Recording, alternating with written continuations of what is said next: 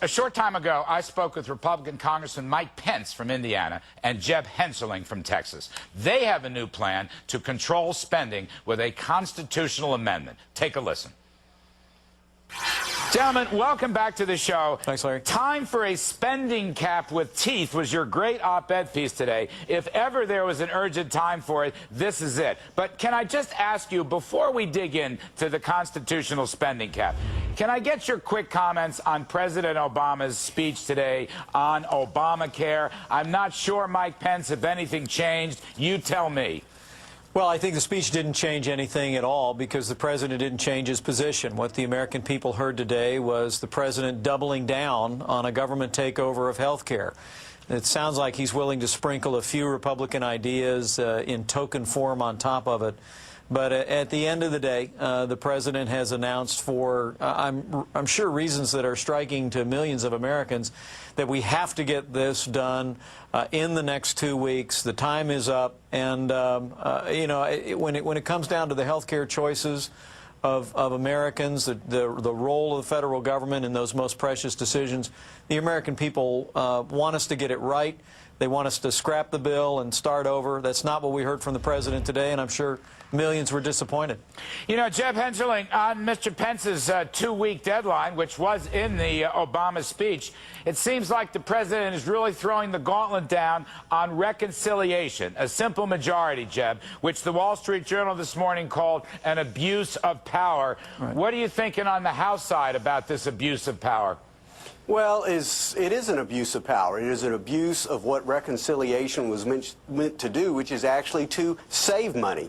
And if there's anything that's clear, Larry, it is that the American people do not want a $1 trillion nationalization of their health care system, which is one of the reasons that Mike and I and John Campbell of California have put forth this spending limit amendment right before the president can hasten the press on the accelerator to take us over the cliff to fiscal bankruptcy.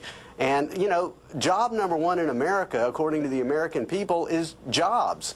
And critical to creating jobs is having a pathway to fiscal sanity so that small businesses and investors know that they're not going to get socked with crushing tax increases or high inflation. And so the president just needs to put this aside, start with a clean sheet, but obviously he's not going to do it. Mr. Pence, can you talk about the spending limit amendment to the Constitution that is featured in today's op-ed that you fellas wrote? Well, you bet, and it's just great to follow Jeb Hensarling's lead on this. I think Jeb and I, you know, I've been in Congress pushing 10 years, Jeb a little bit less than that, but throughout we frankly have seen that there's somebody missing at the table in this battle to preserve limited government and fiscal responsibility in Washington, D.C., and I believe that somebody is the American people. Our spending limit amendment to the Constitution of the United States would essentially take the historical average that the federal government has taken out of the economy since World War II, which is about 20% of the economy, and it would give the American people an opportunity to put that number in the Constitution of the United States and say to this Congress and future Congresses that you need to find a way to live within our means.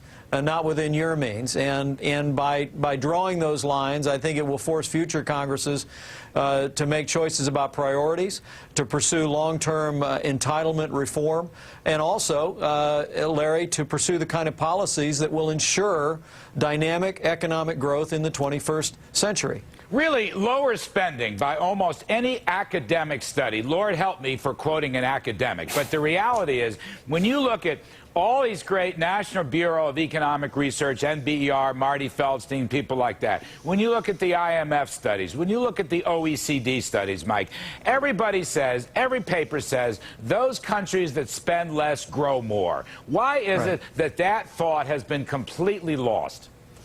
Well, you know, why that thought has been completely lost is you know, beyond this, you know, guy from the rural Midwest. It's not lost on the American people, but it is lost on the Congress. And what Jeb and I wanted to make perfectly clear today, and we'll make it as this debate goes forward, is if you think government spending is bad now, we're in one generation, we will double the amount of money that this federal government takes out of this economy. The American people deserve to know that. We've created the freest, most prosperous nation in the history of the world, asking for 20 cents on the dollar. We think the American people have a right to affirm that number and demand that this and future Congresses, regardless of who's in charge, will live within their means in that way. And Jeb Hensarling, your article notes that the Obama budget moves the spending ratio as a share of the economy towards 25%. If you extrapolate that out a few years, let's say a $14 or $15 trillion economy, you're talking close to another $1 trillion in spending. Jeb, let me ask you this. Constitutional amendments have to go through a lengthy process. Can you walk us through that? Well, typically, Larry, it will take a number of years. Most constitutional amendments have about a 70-year time frame in which to have it ratified by the states. 3/4 of the states would have to ratify it. Our amendments say there would be, it says there would be a 5-year phase-in. But I think what's important, Larry, is the American people know that something is amiss. We want to start the national debate on, number one, should there be a limit to the size of government in a free society, and if so, should it be enshrined in the Constitution? The more we have the American people involved in this debate, and yes, we'd like it for it to happen sooner as opposed to later, but as they're involved, we think it will have a particularly benevolent impact upon spending in Washington, and ultimately the people will be heard, and they may be heard as soon as November. I mean, every poll I look at, it's just interesting. The Washington Post poll a few months ago, 58 to 38%. People want smaller government and fewer services. It seems to me the whole backbone and thrust of the great Tea Party movement, which I call free market populism, is to shrink government and to stop the spending and borrowing. Now, Jeb Hensarling, let me ask you, can you get a down payment on your constitutional amendment in the form of some kind of amendment earlier that Congress could have a congressional spending limitation, as per years ago the Graham-Rudman bill, or in the Gingrich Congress in the middle 1990s? There actually were congressionally mandated spending limitations, Jeb. While you fight for the constitutional amendment process, can you get a down payment on an actual congressional law? Well, Larry, I'm working on that as well. Along with Paul Ryan, I have authored the Spending Deficit Debt Control Act, which would have binding caps on the growth of government, have binding caps on mandatory spending, binding caps on discretionary spending, binding caps on the debt and the deficit, but it is statutory. And unfortunately, as wonderful as Graham-Rudman was, there came a time where Congress decided they couldn't live with it, and they put it aside. The same thing with the '74 Budget Act, the same thing with statutory pay-go. That's why you need a constitutional amendment. But we are working on frankly, a multiple-front strategy, and we're trying to get the binding caps in sooner, or we're going to wake up and find that we're France without the wine, the museums, and the sauces.